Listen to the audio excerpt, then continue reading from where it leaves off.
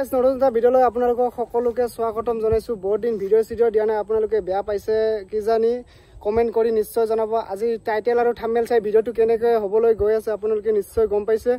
তো আজি 6 ছেপ্টেম্বৰ 2024, আজি হৈছে গণেশ, অহাকালি গণেশ পূজা, মানে আজি গণেশ মূৰ্তি বা প্ৰতিমা আনিবলৈ গৈ আছোঁ আমি।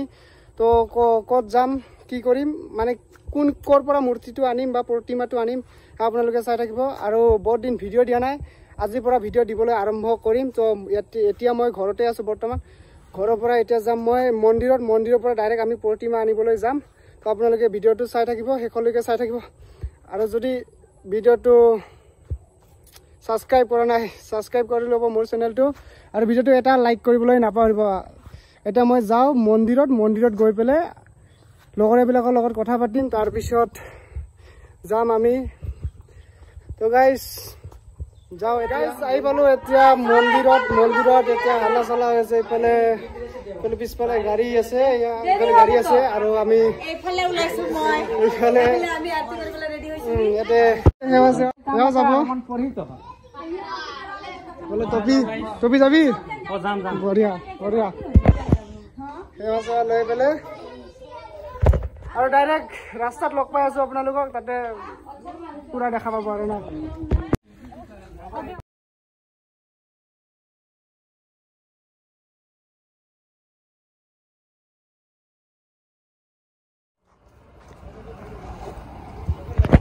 গাইজ আহি পালোঁ প্ৰতিমা আনিব, আৰু এইফালে আমাৰ প্ৰতিমা ৰেডি আছে। তো মুখখন নেদেখুৱা আপোনালোকক, তো আপোনালোকক কালিমান পুৰা ৰিভিউজ মানে দেখাই দিম আৰু লৈ যাওঁ।